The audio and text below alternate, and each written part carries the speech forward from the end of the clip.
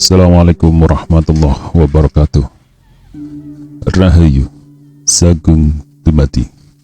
Masih bersama kami di channel Babat Nusantara. Pada kesempatan kali ini akan melanjutkan cerita Gajah Mada, Kemelut, Tahta, dan Angkara bagian ke-19.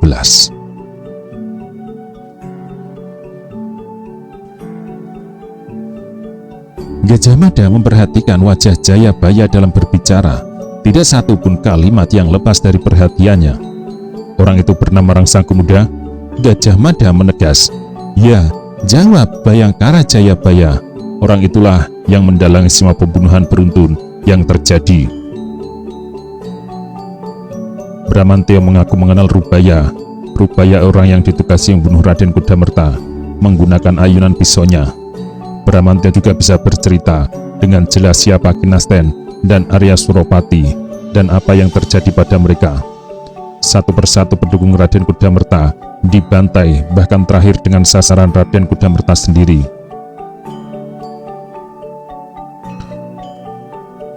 Untung Raden Kudamerta selamat dari serangan itu.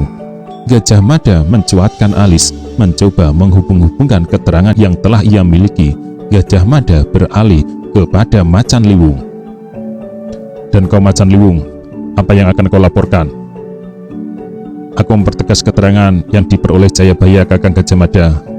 Aku telah membayang-bayangi perjalanan Raden Kudamerta menuju Jurang Serut, tak jauh dari Brahu, hanya dekat saja. Raden Kudamerta mendatangi sebuah rumah yang kosong ditinggalkan penghuninya.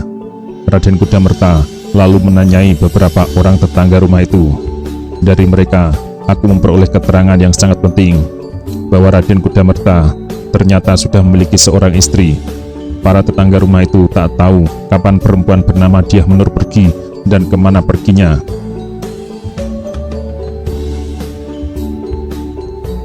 Keterangan Bayangkara Macan Liwung itu amat mengagetkan Bayangkara Jayabaya. Bayangkara Gajah Geneng dan Gagak Bongol sebaliknya. Bayangkara Macan Liwung terkejut melihat Gajah Mada sama sekali tidak terkejut. "Raden Kudamerta telah beristri?" Gajah Geneng meletup. "Ya." Gajah Mada menjawab. "Raden Kudamerta melakukan kesalahan dengan menyembunyikan hal itu. Namun Ibu Ratu Rajapatni Biksuni Gayatri sudah tahu." "Gila," desis Gajah Geneng. "Kenapa?" balas Gajah Mada. "Kakang Gajah sudah tahu itu?" Gajah Mada tersenyum. "Aku sudah mengetahui dari sumber lain. Raden Kudamerta sudah beristri dan memiliki seorang anak laki-laki. Di belakang perempuan bernama Dyah Menur itu sangat mungkin ada pihak tertentu yang bermimpi akan bisa menguasai tahta. Pembunuhan berantai yang terjadi kemarin dan pencegatan yang terjadi kali ini didalangi orang itu yang kini kita ketahui namanya Rangsang Pemuda. Namun, siapa sebenarnya orang itu masih gelap. Kita akan terus menelusurinya," kata Gajah Mada. Mendengar itu, Gajah Geneng batuk-batuk pendek, sebuah ciri kebiasaan yang selalu dilakukan ketika akan meminta berbicara.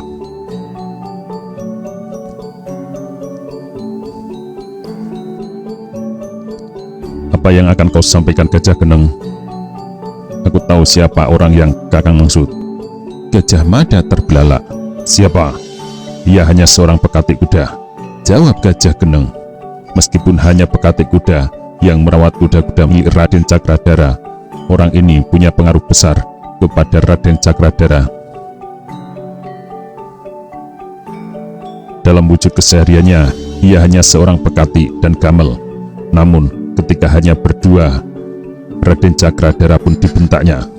Gajah Mada tak berkedip. Keterangan yang diberikan Gajah Geneng sangat sesuai dan mendukung dugaannya.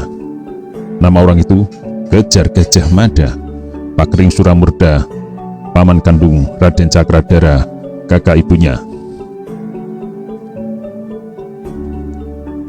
Lalu hening, angin yang mengalir sangat sejuk menggoyang dedaunan. Angin lembut itu menyebabkan api dari beberapa obor yang dinyalakan menari meliuk begitu indahnya. juga menggoyang daun pisang yang bergerak melambai kanan dan ke kiri. Namun angin lembut itu tidak punya kekuatan untuk membangunkan Gajah Enggon supaya segera sadar dari pingsannya. "Pakring Suramurda?" "Ya," jawab Gajah Geneng mempertegas.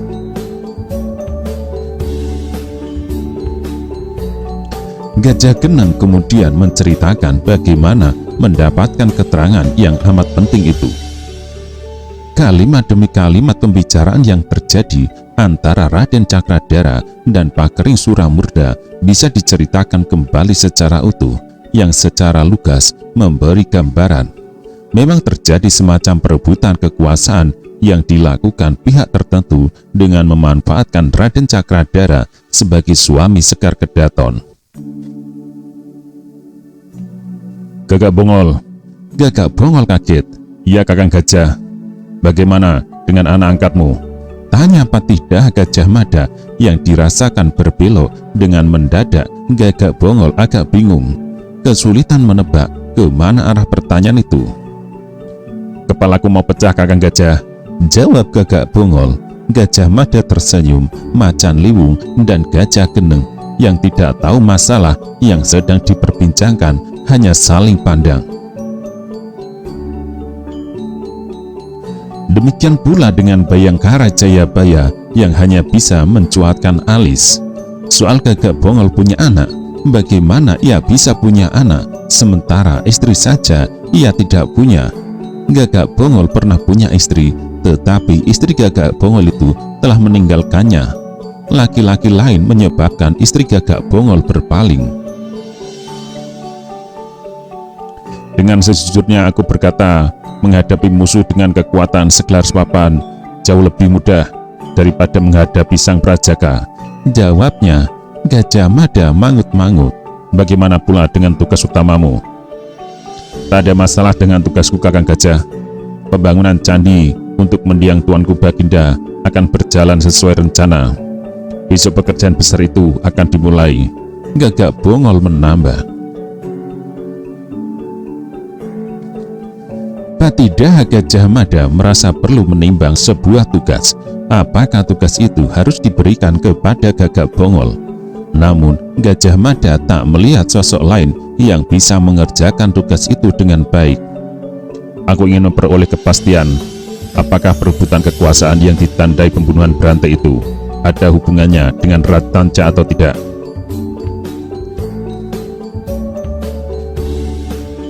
"Tugasmu, kau korek keterangan dari mulut istri Ratanca.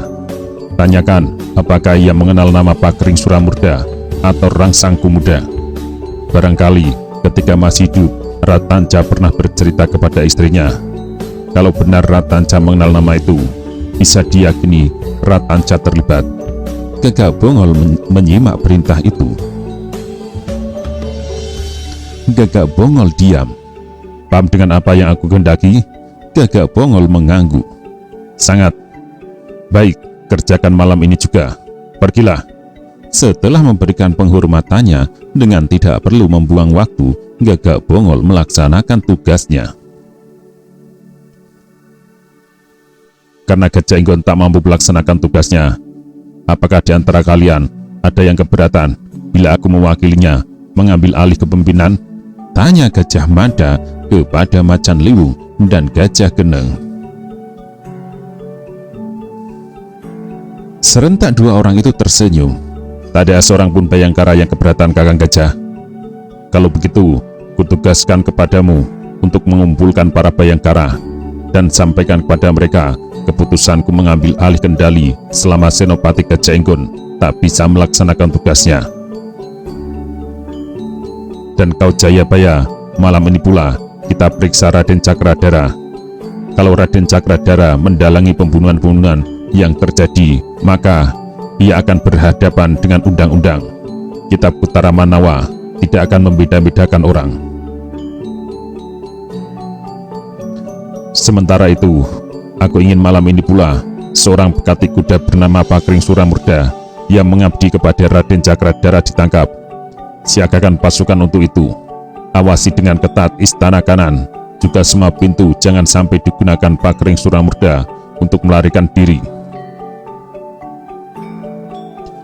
Bayangkara Jayabaya sigap melaksanakan dengan membagi tugas kepada anak buahnya.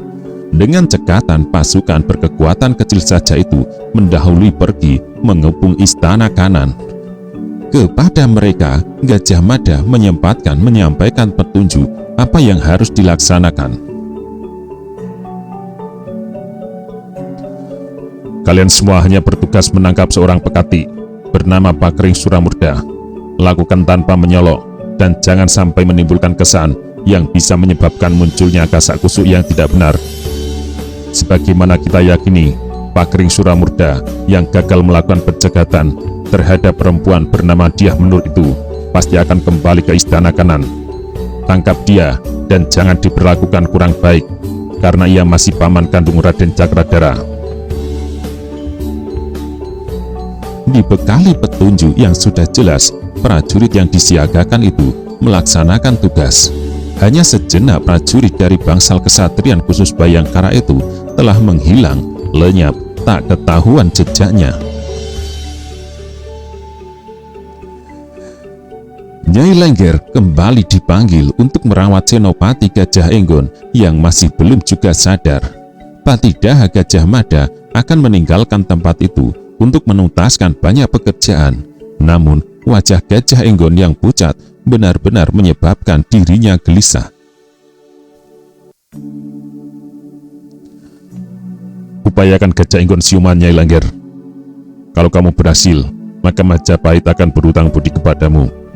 Sebaliknya, apabila kamu tidak berhasil, maka Majapahit tidak akan memaafkanmu. Ancaman yang dilontarkan Patidaha Gajah Mada menyebabkan perempuan itu ketakutan. Ia tak tahu Gajah Mada sama sekali tidak berniat melakukan seperti apa yang diucapkan. Menggunakan kain dibasahi air hangat, Nyai Lengger mengelap kepala Gajah Enggon. Nyai Lengger cemas bila Gajah Enggon mengalami muntah-muntah karena berdasar pengalaman, bila benturan di kepala berakibat muntah akan berakibat buruk. Bisa menyebabkan kematian dan bisa pula menyebabkan gila. Orang bisa menjadi gila karena benturan keras di kepala karena kepala berisi otak. Salah satu piranti tubuh yang digunakan berpikir. Bila tidak bisa berpikir secara benar, itu artinya sama dengan gila. Senopati Gajah Enggon yang kuhormati, tolong sadarlah Senopati, karena bila kau tidak siuman, aku bisa dihukum mati. Memelas sekali Nyai Lengger menggumamkan isi hatinya.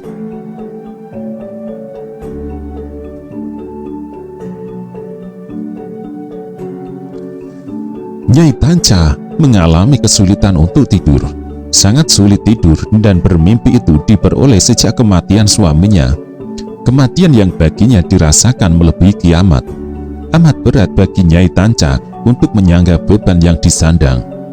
Orang memandangnya dengan tatapan mata sinis. Terakhir, entah siapa pelakunya, rumahnya dihujani batu oleh orang-orang yang demikian marah. Cibiran dan caci maki mereka yang tak bisa menerima kematian rajanya melalui cara itu harus ditelan mentah tanpa dikunyah. Padahal rasanya pahit sekali. Bersamaan dengan perabuan Baginda yang dibunuh suaminya, sekelompok orang bahkan berniat membakar rumahnya. Keadaan yang demikian itu sampai ke telinga Senopati Gajah Enggon yang kemudian menugasi seorang prajurit untuk menjaga rumah itu supaya orang-orang yang marah itu tidak berbuat seenaknya sendiri. Dan malam yang dilalui kali ini sungguh malam yang begitu sempurna dalam memberi siksaan. Tidur biasanya dilalui bertiga dengan Ratanca dan anaknya yang kini sering menangis menanyakan kemana ayahnya. Nyai Tanca ingin menganggap apa yang terjadi itu hanya mimpi, dan yang namanya mimpi selalu memberi peluang untuk terbangun. Ketika terbangun, kejadian buruk macam apapun yang dialami akan lenyap karena hanya mimpi. Akan tetapi apa yang terjadi bukan mimpi. apa yang menimpanya merupakan kenyataan yang tak bisa dihindari dan sudah terjadi. Suaminya pergi untuk selamanya juga merupakan kenyataan yang tak bisa diingkari. Dosa apa yang diperbuat leluhurku sehingga aku harus mengalami hal pahit seperti ini?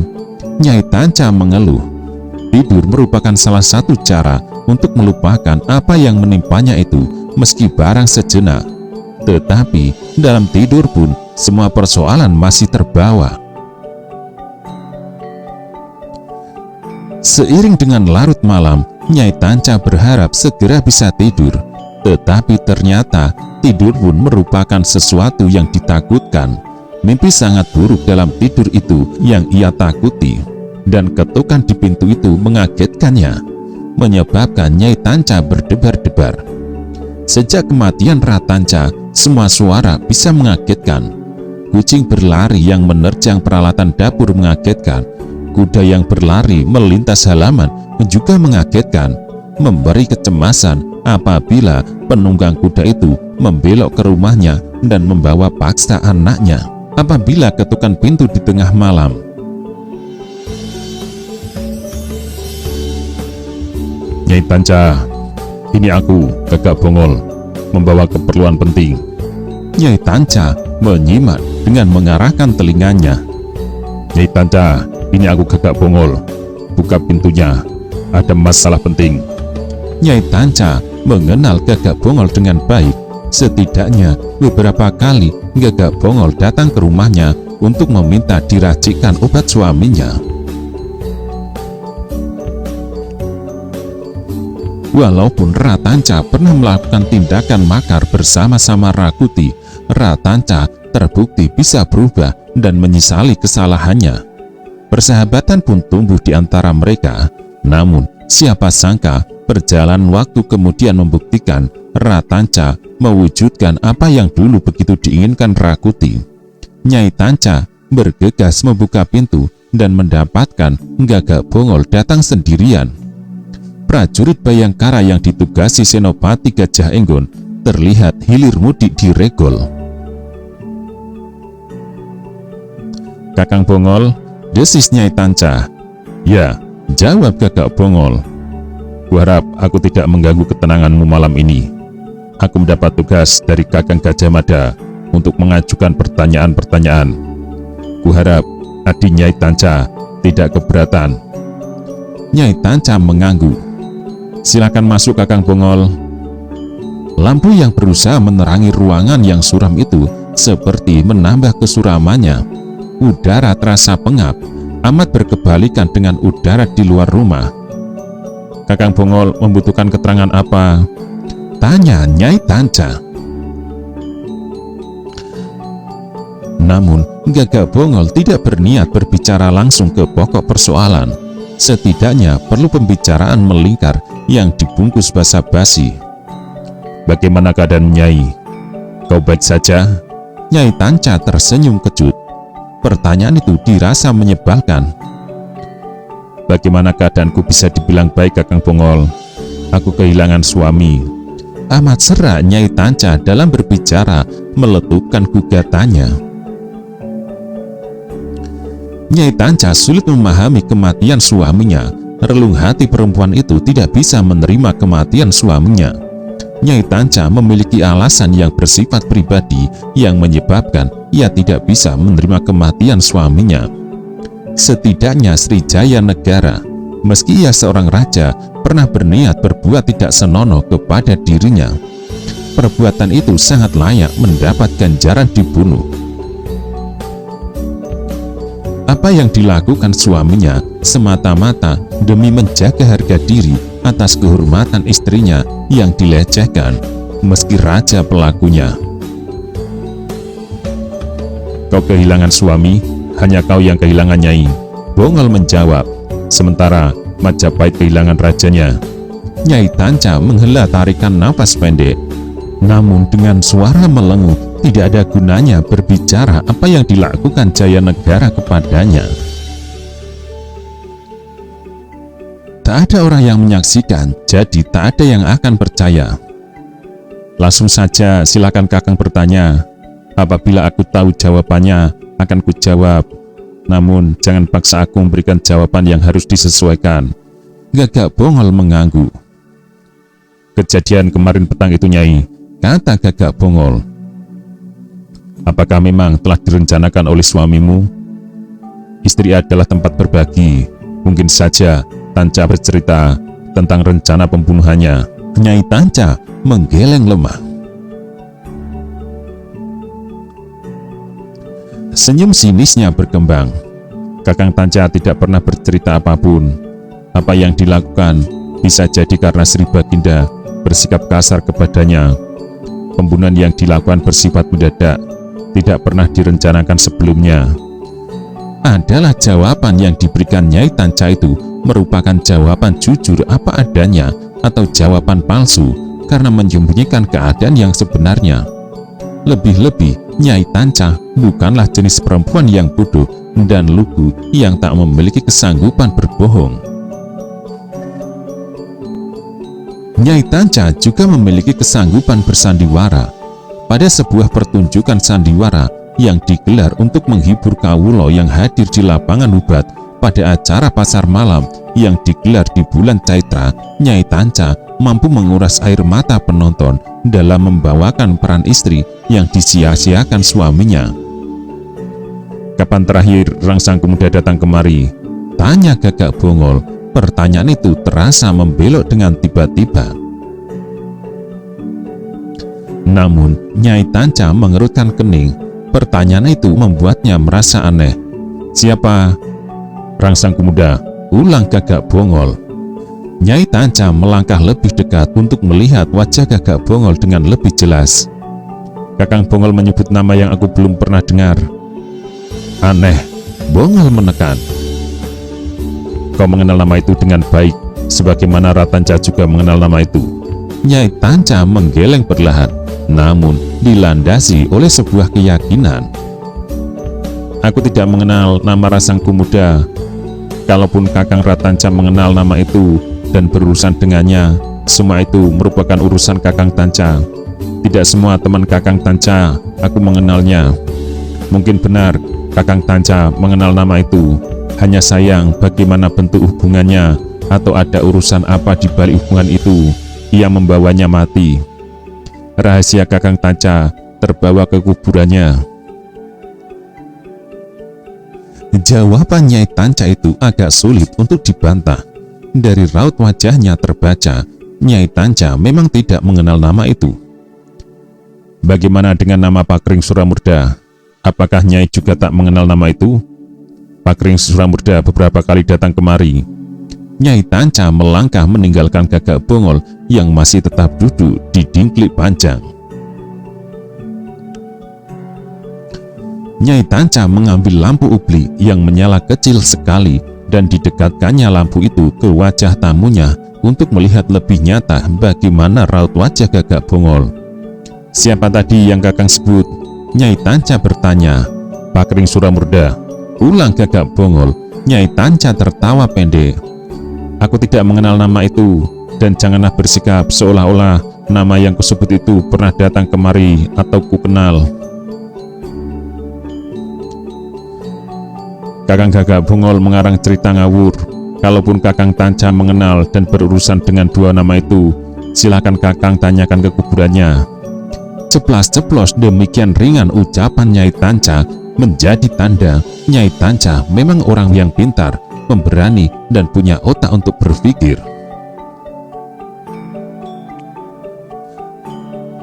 Gagak Bongol merasa tak ada lagi hal yang perlu ditanyakan. Sebelum minta pamit, disempatkan memperhatikan benda apa saja yang ada di ruangan itu.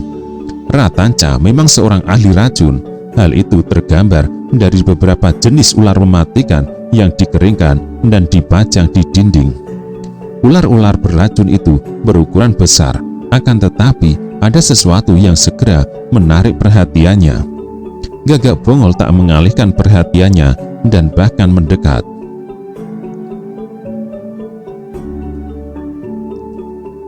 Menggunakan lampu ubli, Bongol memperhatikan lambang yang dibati di kain lebar berbentuk bulatan yang dibelit oleh sesuatu.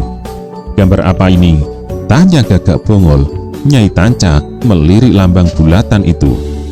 Aku yang punya gagasan membuat lambang itu, jawab Nyai Tanca. Ular membelit buah maja. Kakang Tanca yang kuminta menerjemahkan ke dalam bentuk gambar. Hasilnya seperti itu.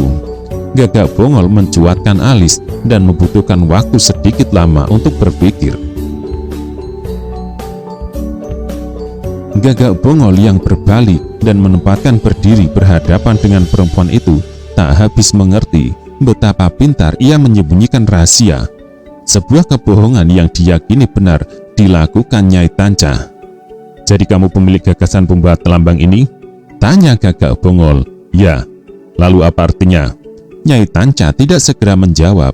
Menggunakan lampu ubli, ia menerangi lembaran kain yang dipasang terbentang di dinding.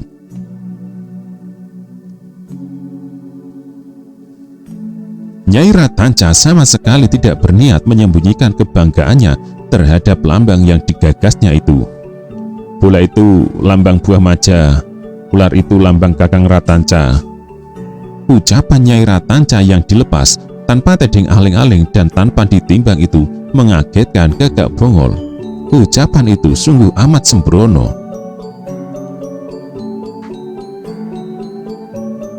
Nyai Tanca bisa berhadapan dengan hukuman gantung di atas kata-katanya yang mempunyai makna melecehkan negara.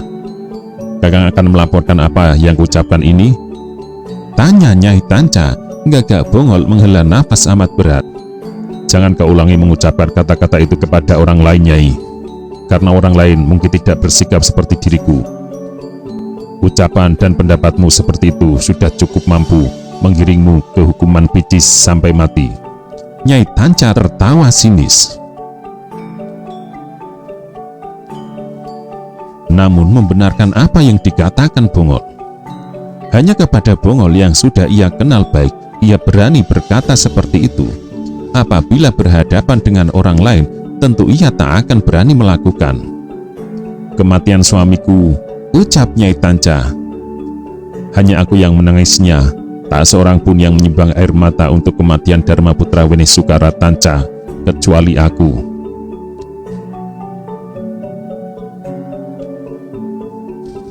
Tidak seorang pun tetanggaku yang datang menyampaikan bela sungkawa. Sungguh amat berbeda dengan kematian Kologemut. Kawula Majapahit secara sukarela menyumbang air mata, menyebabkan kota Raja Majapahit banjir. Gagak Bongol makin tidak nyaman. Ucapan Nyai Ratanca itu membuatnya merasa risih. Segenap rakyat memuji Srijaya Negara Sundul Langit sebagai raja yang adil bijaksana, berbudi bawa leksono, ambek adil para marta.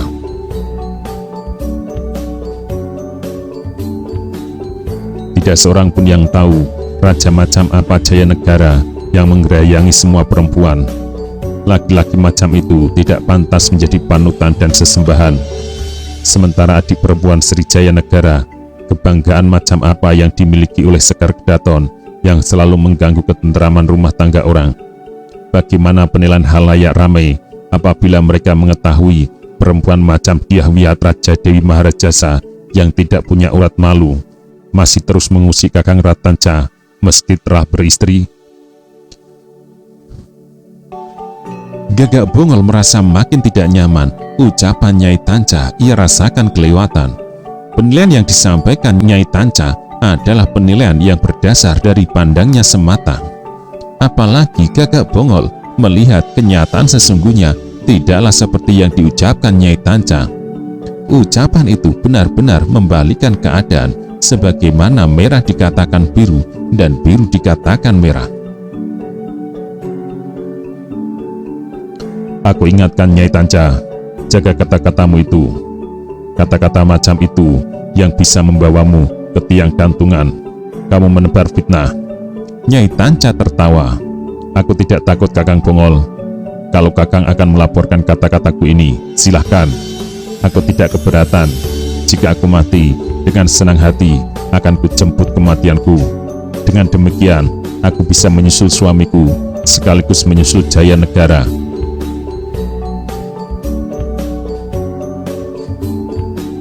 Di kehidupan ini, aku tidak bisa mencaci maki, tetapi di kehidupan lain, Jayanegara tidak akan bisa menghindar dari tanganku. Akan kuludahi Sri Jayanegara di alam lain itu. Gagak Bongol akhirnya tak kuasa menahan diri. Berhentilah memfitnah raja, ucap Gagak Bongol.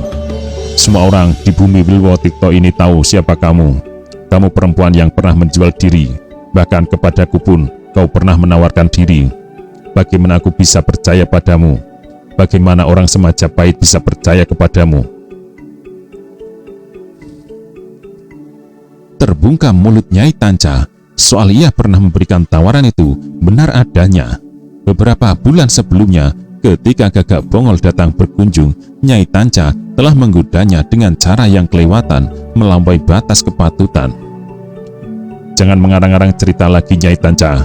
Gagak Bongol melepas isi dadanya dengan ucapan yang terdengar bergetar. Aku tidak mengarang cerita. Jayanegara memang pernah berniat kurang ajar kepadaku. Itu kenyataannya. Aku berkewajiban memberitahu orang Semajapahit. Sri Jayanegara adalah jenis orang sebagaimana yang aku katakan. Namun, Gagak Bongol memberi jawaban yang tangkas.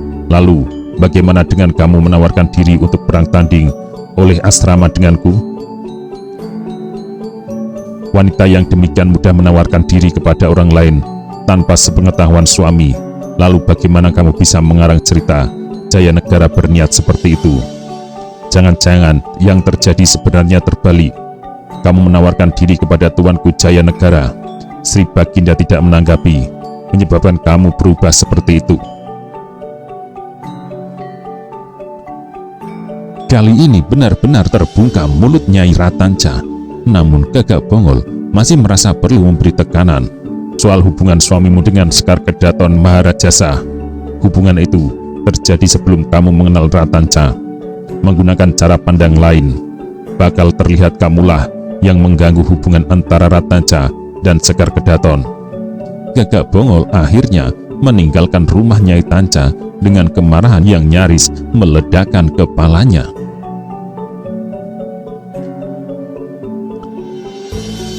Namun Gagak Bongol tidak berniat melaporkan ucapan-ucapan Nyai Tanca yang bisa membawa perempuan itu ke tiang gantungan. Nyai Ratanca masih terhenyak, terpaku membeku di pendopo sederhana rumah peninggalan suaminya. Prajurit yang oleh Gajah Enggon ditugasi menjaga rumahnya mendekat. Apa yang terjadi, Nyai? Bertanya prajurit itu. Nyai Ratanca berusaha keras menata nafasnya yang mengombak ayun.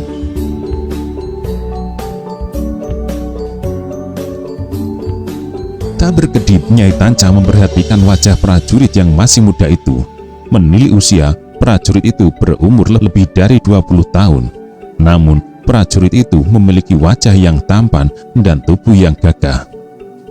Tak terjadi apa-apa, jawab Nyai Tanca. Jika kau tak keberatan, aku ingin bertanya siapa namamu. Prajurit yang masih muda itu tidak segera menjawab.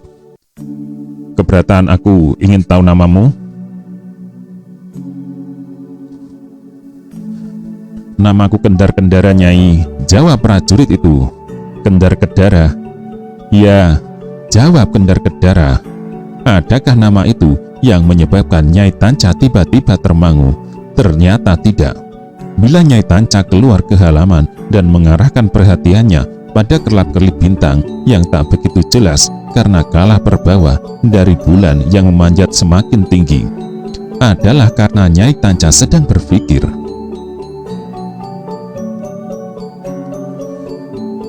Nyai Tanca adalah perempuan yang terbiasa menggunakan otak dan tidak ingin terjerembab ke kubangan persoalan tanpa pemecahan. Nyai Ratanca juga jenis perempuan cerdas yang terbiasa berpikir berdasar kenyataan dan selalu mengenyahkan angan-angan yang tak masuk akal, apalagi yang hanya sekedar mimpi. Kakang Tanca telah tidak ada. Tak mungkin mengharap Kakang Tanca kembali hidup. Tak ada gunanya menangisinya dengan air mata darah sekalipun. Tak ada gunanya membuang waktu dengan meratap-ratap. Waktu terus berjalan, waktu tak akan pernah berhenti.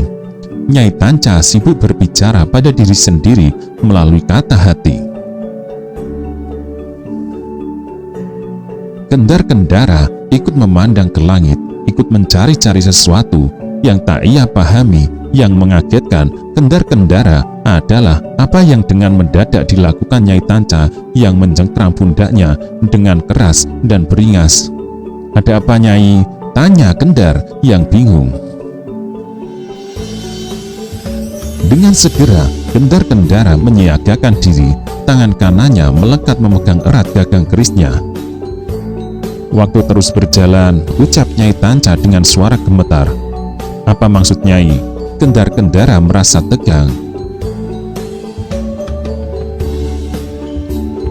"Aku tak mungkin berharap Kakang Tanca akan kembali. Kakang Ratanca sudah mati dan harus dilupakan. Waktu berjalan terus, apa yang terjadi saat ini akan menjadi kemarin, akan menjadi lusa yang lalu, akan menjadi sejarah atau dilupakan. Jadi aku tak akan berangan-angan dan meratap lagi. Aku harus memilih sesuatu yang nyata." Kendar-kendara terkejut ketika menghadapi tindakan tak terduga-duga yang dilakukan Nyai Tanca. Kendar nyaris menghunus keris dan menikam, akan tetapi perbuatan wanita itu menurutnya memang layak mendapatkan perlawanan.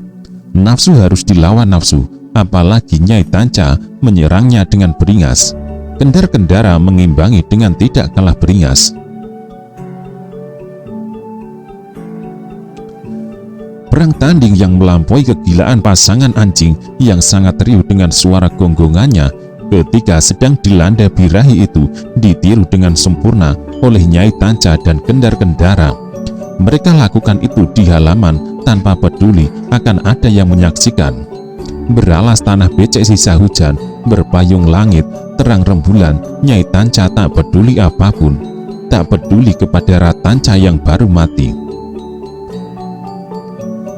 Bahkan saat dari kejauhan terdengar derap kuda yang makin lama makin dekat, sama sekali tidak mengusik apa yang mereka perbuat. Derap kuda yang dipacu kencang itu datang dari arah utara yang ternyata hanya untuk melintas saja. Bulan di langit tidak lagi bulat karena purnama telah lewat. Akan tetapi Nyai Tanca membayangkan bulan itu semula bulat. Belitan seekor ular mengubah bentuk yang semula bulat itu tak lagi bulat. Bila bulat itu bukan bulan, tetapi bulat buah maja yang dibelit ular dan digrogoti, hal itu lebih bagus lagi. Di ujung pertarungan yang panas dan ganas itu, prajurit bernama Kendar tak habis mengerti dan demikian sulit memahami apa yang diperbuatnya. "Apa yang Nyai lakukan kepadaku?" Pemuda itu meletup. Nyai Tanca memandang lelaki di depannya dengan amat lahap seperti jenis makanan yang menggiurkan. "Apakah tidak salah berbunyi pertanyaan itu?" balas Nyai Tanca.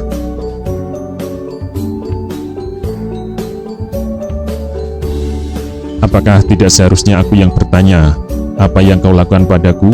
Kendar bingung dengan kepala pusing, tetapi tidak ada bintang-bintang yang bertaburan di keningnya. Kendar yang merasa pusing nyatanya mempersiapkan diri untuk kembali melayani tantangan dari lawan tandingnya.